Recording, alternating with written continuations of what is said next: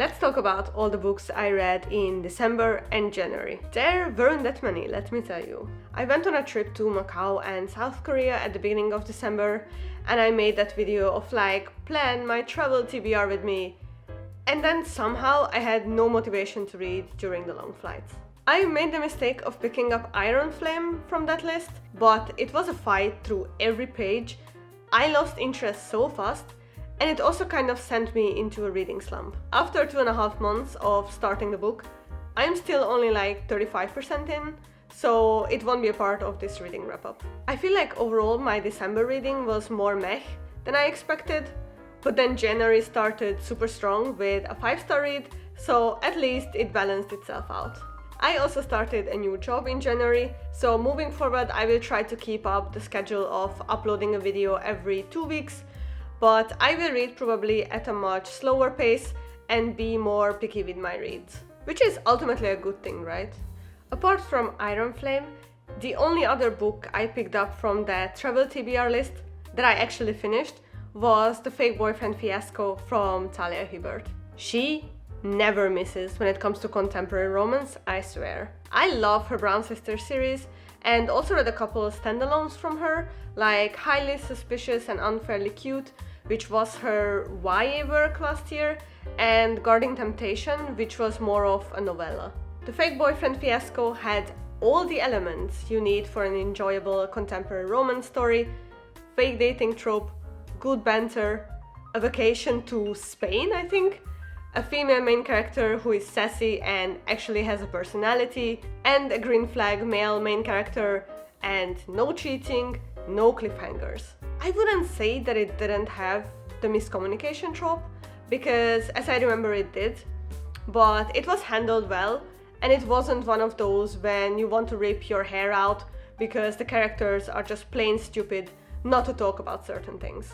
In The Fake Boyfriend Fiasco, which was also previously published with a different title, Sweet on the Greek, we have Greek star football player Nick and curvy black British tattoo artist Aria that set up a fake dating arrangement as Nick needs a cover from all of his fans.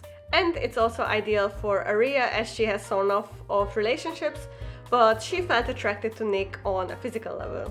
Surely they won't catch feelings for each other by pretending to be dating in front of their friends, right? Talia Hibbert is the master of crafting romance characters that feel human and relatable, and not those cringy melodrama love interests.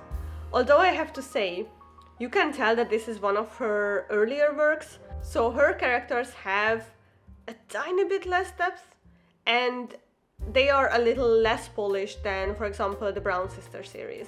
Which is perfectly fine because you can tell that she honed her craft, and this book still has the characteristic Talia Hibbert flavor to it, so I highly recommend it to anyone who is craving more after finishing the Brown Sisters series.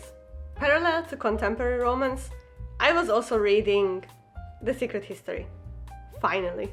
Right off the bat, it had a very strong start. A murder happened, and then we jump back in time to see how we got to that point. The plot follows Richard as he is drawn into an elite group of Greek classic students at Hampden College, led by a mysterious and eccentric professor.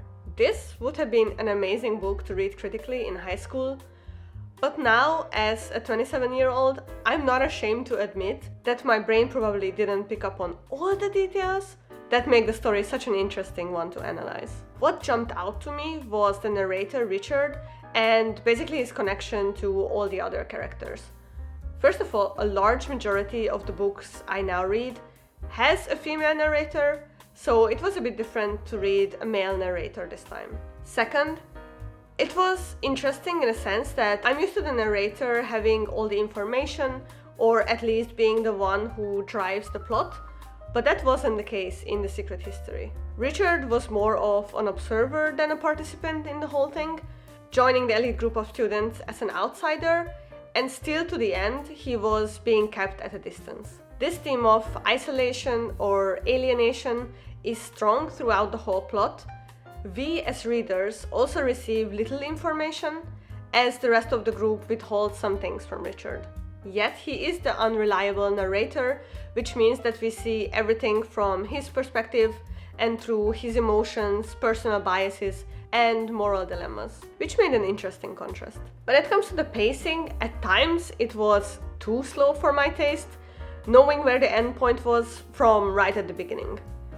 I had notes like it was 200, 300 pages too long, and a lot of bad coffee drinking, and something deep about interdependence. What saved the pacing for me was actually the retrospective foreshadowing, like how Richard described some events and then dropped a comment foreshadowing some other details, which kept me engaged throughout the slower paced parts.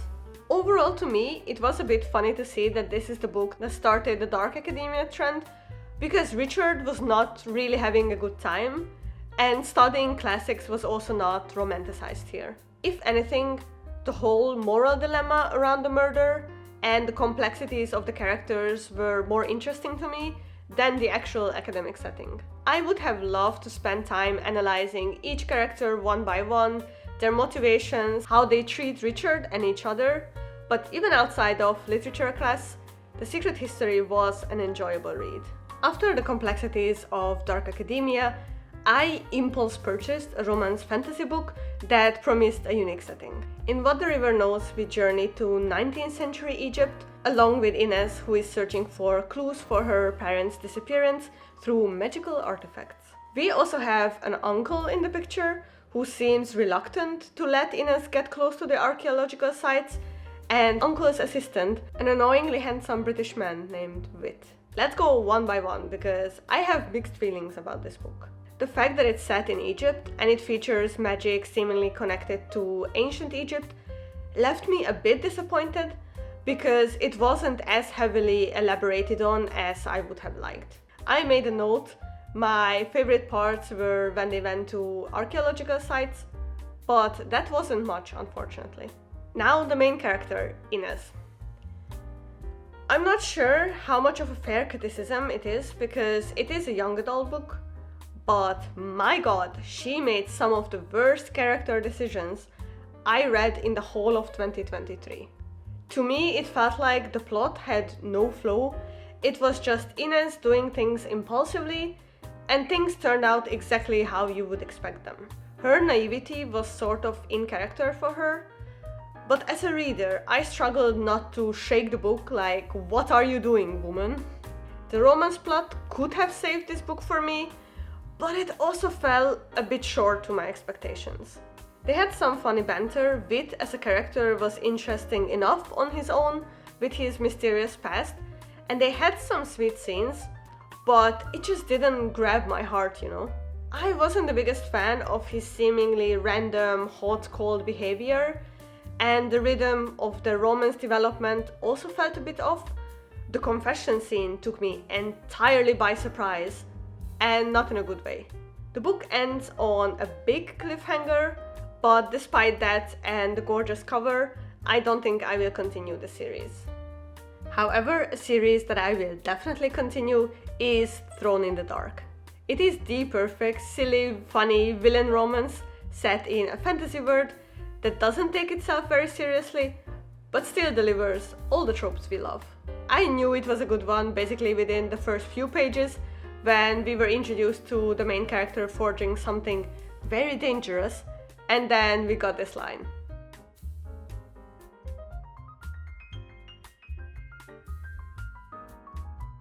This is basically the tone of the entire book, and I loved it. We have Damien, the Dark Lord, who is obviously very evil, and then we have Amma, who is bubbly and obviously a kind person. And they both need each other to reach their goals. So, of course, the villain catches feelings and he has no idea what to do with them, and we need more rom-com fantasy books like this. The plot doesn't matter, they go on a journey, they are bantering, there is a cast of magical side characters which are funny, there are some odd library shenanigans, some mysteries, magical contraception, and it all adds up to a refreshingly good time. If you need to take a break between plot-heavy and complex books, I would wholeheartedly recommend picking up Thrown in the Dark, just for the giggles. Being the chaotic reader that I am, after the sweet rom-com fantasy story, I challenged myself to pick up the book that has been sitting on my shelves unread for 2 years or so, and it was the Song of Achilles. There is something poetic about it that I think I read it at the right time and I could experience it to its full potential. I finished it over a month ago and I still think about it every day. How to even describe the emotions I went through? I was in awe of how beautifully the author described Patroclus and Achilles' relationship. The metaphors were exquisite, but I was also in pain because you know how the story ends, and that makes every sweet, innocent moment feel like someone is squeezing your lungs. The Song of Achilles is a Greek mythology retelling centered around Achilles and Patroclus' relationship, them growing up together and participating in the Trojan War. By the way, I know the English pronunciation is Achilles and Patroclus, but I say it more in the Hungarian way, how I learned it in history class, which I think is a bit closer to the original Greek pronunciation. Whatever, ignore that. The story unfolds through the eyes of Patroclus, and it adds another layer of devastation to witness this tragedy from his personal perspective. It is historically accurate, well, accurate to like what is known based on the Iliad and other ancient stories, so it got me googling random Greek characters that I learned about back in high school, going like, oh yeah, what was his deal again? Which was a new kind of fun that I didn't expect. What I also didn't expect was Madeline Miller's ability to blend mythology with human perspective, exploring themes of love, destiny, identity, and legacy. The language captures the grandness of the plot, immersing us in a world of gods and heroes, while maintaining the deep connection to the human perspective. Patroclus and Achilles' love and devotion seems almost transcendental through the lyrical descriptions. It is tender, raw, and it just hits you right in the feels. It got me interested to read Madeline Miller's other book, Circe, and to search for other stories depicting queer relationships that include this level of devastation and the enduring power of love. I actually found some lesser known ones, also from European authors, so let me know if you would like to see a video of me talking about them and comparing their themes to the Song of Achilles. At that point in January, I needed something completely different to distract me from the sweet pain of the Song of Achilles, so I reached for Yellowface, R.F. Kuang's Litvic work. It was a bit bold of me because despite owning physical copies of Fable and The Poppy War, I haven't read those yet, so this was my first time reading anything by R.F. Kuang. When I tell you, I inhaled this book, I finished it in like 5 days. It was a wild one. It got me whispering, what the, multiple times while reading it. In Yellowface, we follow Juniper, a writer who is not successful. Her debut novel flopped, her publisher doesn't care, and she's out of ideas. Until she witnesses her friend, widely popular fellow writer Athena's death, and she finds a draft of an unfinished masterpiece and decides to publish it under her own name, and basically forge a new identity for herself, one that can be interpreted as Asian American. This story brings up a lot of problematic things with the publishing industry and elitism, criticizes both the modern trend setting and also the cancel culture, and addresses important issues such as cultural appropriation, racism, and prejudice. It is a first-person narrative, and it was horrifying to read how Juniper rationalizes her own behavior and basically flips every criticism aimed at her. She was an unbearable character to read, and it is a testament to R.F. Kuang's brilliant satirical writing that despite that, you can breeze through the book because it is so fast-paced.